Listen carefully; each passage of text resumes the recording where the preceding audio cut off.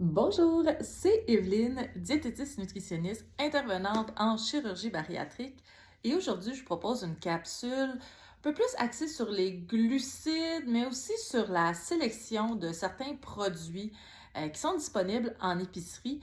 Donc, une capsule avec beaucoup de chiffres, beaucoup de quantité. Ce qui veut dire que si toi, comme personne, comme individu, tu es sensible à tout ce qui est plus dans le contrôle externe, quand on donne des quantités, que tu as de la misère à des fois lâcher prise ou que tu peux trouver ça envahissant d'avoir des chiffres trop précis, arrête d'écouter, passe à la publication suivante, celle-ci ne t'aidera pas.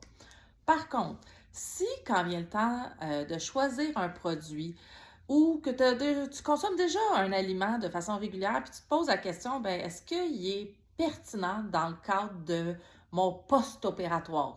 Donc, suite à mon intervention chirurgicale, j'essaie de choisir, par exemple, une collation que j'aime bien consommer de façon peut-être pas automatique, mais disons régulière.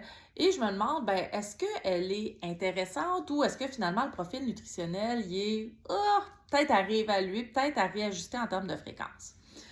D'ailleurs, la capsule initialement m'a été inspirée par un produit que j'ai présenté cet été, donc il faudrait remonter à quelques semaines, mon punch aux arachides, qui a éveillé beaucoup de questionnements, surprises, voire j'ai quasiment le goût de dire, pas frustration, le mot serait un peu fort, mais vraiment de ah, voyons donc qu'on envisage un tel produit. Donc, on met beaucoup d'accent sur la quantité de protéines à consommer après la chirurgie. On a d'ailleurs plusieurs capsules sur la chaîne YouTube sur le sujet. Donc, la quantité, la répartition. Mais là, ce que je vais vous parler davantage, c'est les fameux glucides, donc la grande famille élargie des sucres. Parce que les glucides ne sont pas l'ennemi. Les glucides, on en a besoin et on en a particulièrement besoin, oui, après une chirurgie bariatrique parce que, bon, dans les premiers jours, les premières semaines, on n'est pas, l'objectif primaire n'est pas la perte de poids, même si cela peut surprendre, mais bien la guérison. La chirurgie en tant que telle, c'est une intervention majeure. C'est une chirurgie qui est étudiée, faite par des professionnels de la santé. Les avantages sont plus importants que les désavantages. Mais ça demeure que pour le corps, c'est exigeant et les glucides sont nécessaires à une bonne cicatrisation. Donc oui, il faut des protéines, mais il faut aussi des glucides. Par la suite, les glucides vont aussi contribuer à maintenir un niveau d'énergie optimal. Parce qu'encore là, oui, je sais, la perte de poids est un des buts, un des objectifs quand même assez importants de la chirurgie bariatrique, mais pas au détriment de maintenir un niveau d'énergie suffisant. Suffisant pour faire nos activités de la vie quotidienne, aller travailler, s'occuper de notre famille, faire nos activités d'entretien ménager. Mais c'est aussi de dire, l'activité physique, c'est pas juste une bonne idée, c'est game changer, c'est une des pierres angulaires pour maintenir la fameuse masse musculaire. Parce que manger suffisamment de protéines, si on ne bouge pas, si on n'utilise pas nos muscles, c'est bien dommage, mais on ne met pas toutes les chances de notre côté. Donc, il faut avoir suffisamment d'énergie pour s'entraîner si on veut s'entraîner. D'où l'importance des glucides, puisque les glucides sont de l'énergie rapide. C'est de l'énergie qui nous permet de maintenir notre concentration, qui nous permet de bouger, d'avoir du dynamisme d'une certaine façon. Donc, il faut en avoir dans l'alimentation. Là, c'est là qu'on va rentrer dans le chiffré. Là, je vais donner des chiffres. Attention, même si d'emblée, vous avez décidé de poursuivre le visionnement de la capsule, vous vous dites, ben moi, je suis curieux de savoir c'est quoi les quantités approximatives. Le mot approximatif, estimation, demeure quand même assez central. Pourquoi? Bien parce que chaque corps humain est différent. Même avec les plus belles équations, même en utilisant les dernières données probantes au niveau de la science, on ne peut pas prétendre d'avoir la réponse absolue et une quantité précise de protéines, une quantité précise de glucides, mais pour vous donner quand même une idée de grandeur, c'est ce que je vais vous présenter. Donc, je vais utiliser un plan alimentaire. Je vais utiliser justement une recommandation basée sur des apports en protéines qui tournent autour de 80 grammes par jour de protéines. Pourquoi 80 grammes? Parce que c'est très rare que je vais voir du monde là, après la chirurgie qui ont des besoins inférieurs à 80 grammes par jour.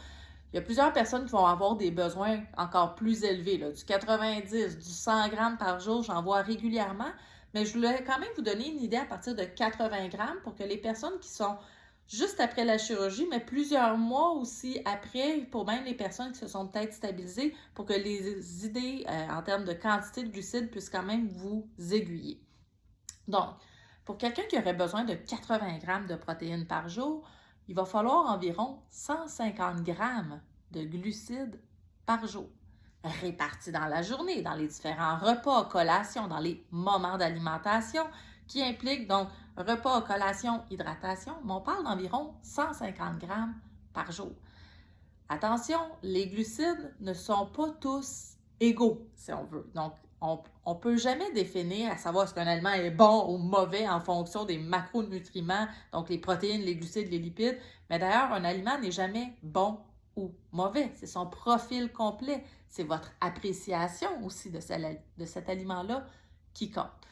Mais lorsqu'on parle de 150 grammes de glucides par jour, bien, c'est certain que oui, par exemple, les fruits vont en contenir. Mais au début, bébé estomac n'a pas nécessairement de la place très souvent pour des fruits. Et soit la quantité qui va être consommée va tellement être petite que ça ne sera pas nécessairement évident d'aller chercher tous les glucides dont on a besoin.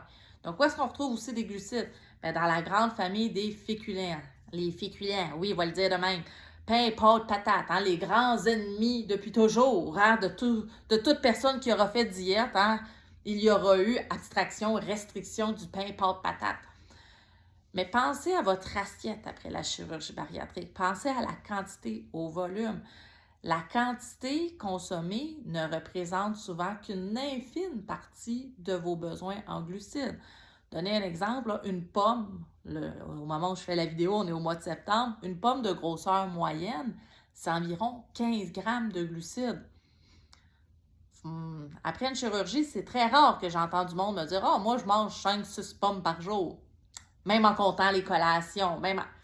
Alors, pain, pâtes, patates, riz, orge, couscous, il y a mille et une façons d'aller chercher ces glucides dans différents aliments. Les produits laitiers en contiennent aussi sous forme de lactose, donc le sucre naturel que les produits laitiers contiennent. Puis souvent, l'alimentation après une chirurgie bariatrique va contenir plusieurs types de produits laitiers, que ce soit du lait régulier, du lait protéiné, yogourt, fromage. Dans le lait et le yogourt, je vais avoir des glucides, mais pas dans le fromage.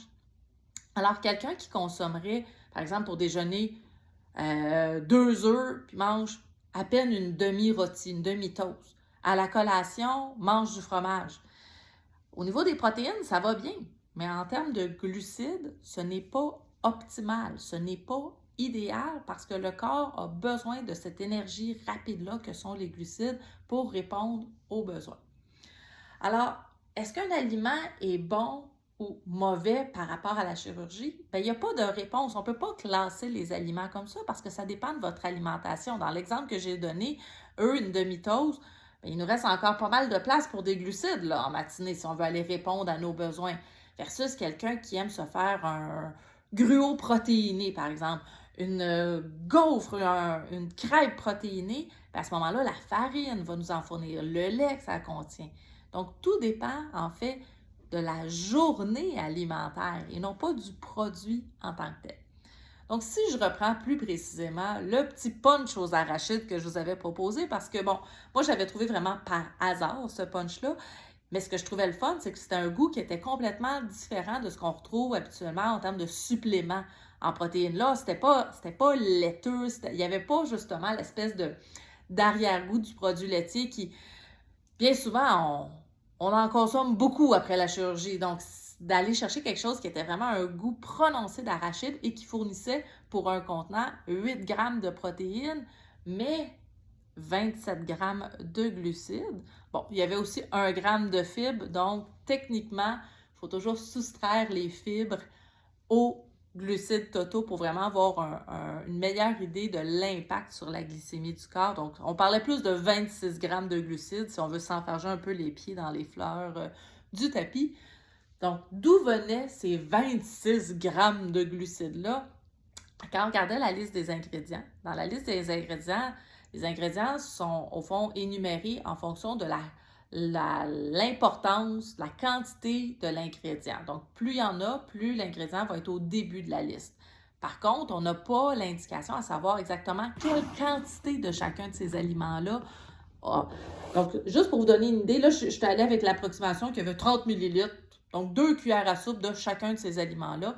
Donc, il était question de lait écrémé. S'il y avait 30 millilitres de lait écrémé, c'est 7,8 grammes de glucides. Il y avait du sucre aussi. Bon vieux sucre blanc, là. 30 millilitres, donc 2 cuillères à soupe, c'est 25 grammes de glucides. Et finalement, il y avait des arachides, c'est un punch aux arachides. Donc, dans un 30 millilitres, j'ai 4,4 grammes de glucides. Clairement, si vous additionnez ces chiffres-là, ça donne plus que le 27 grammes du dit produit. Là, je n'ai pas l'information à savoir d'où venait spécifiquement, c'était quoi les quantités. Mais oui, en effet, il y avait du sucre blanc. Est-ce que le sucre blanc est encouragé? Non, il y a différentes façons d'aller chercher des glucides, mais en même temps, est-ce que ça devient un aliment qu'il faut absolument éviter? Bien, une journée où est-ce que, là, dans ce cas-ci, j'étais sur le bord d'un lac en faisant du paddleboard et je n'avais pas de glacière, bien, ça peut être intéressant, par exemple, d'avoir quelque chose qu'on peut traîner à température pièce, qui nous fournit quand même des glucides et des protéines et qui fait un petit peu différent en termes de goût. Alors, tout revient à dire qu'il faut toujours l'ajuster en fonction de vos préférences et de votre alimentation en général. Un produit en tant que tel n'est pas un ennemi ou un bienfaiteur absolu, donc il faut l'ajuster et ne pas vous mettre à tout calculer non plus. J'espère que ça vous guide un petit peu au niveau de l'importance, de la place que les glucides devraient prendre dans votre alimentation suite à votre chirurgie bariatrique. Bonne journée!